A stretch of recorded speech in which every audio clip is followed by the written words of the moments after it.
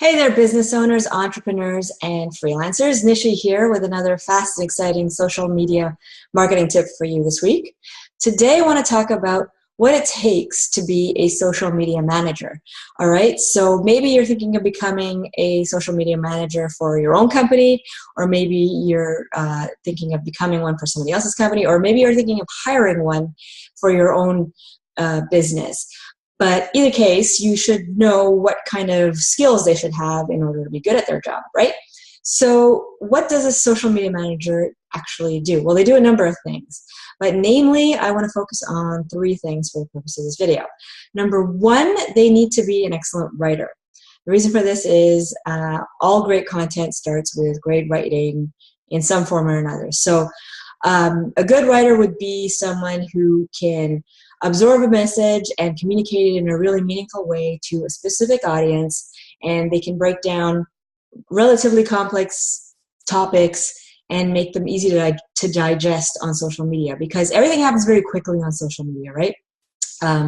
So people are just skimming through Facebook or Instagram or whatever it is, and so you don't have a lot of time to get their attention. So your writing, whether it's in the form of text or like in a graphic kind of way, your content needs to be very appealing very quickly and get the message across right away.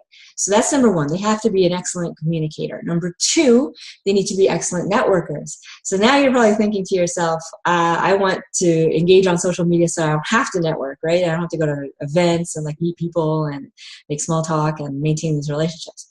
Well, it's true that social media can enhance your networking and help you get more out of your networking, but it doesn't replace your networking. It actually just adds to it, right? To think that it could completely replace networking is a bit naive, right? So you want to make sure that the person who is managing your social media has great relationship skills. They know how to introduce themselves to new people. They know how to select the right people to meet, and they know what it takes to engage and carry on these relationships, either through social media or in person or via other methods or a combination. That's usually what happens, is a combination of all these different ways.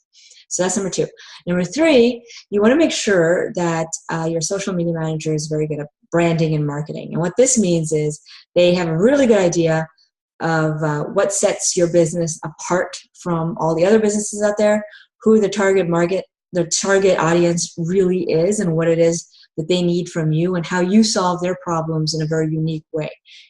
So basically, it's what sets you apart from all the other companies, and how to communicate in a way that your audience, your specific audience, can get value out of you. So that's it for today.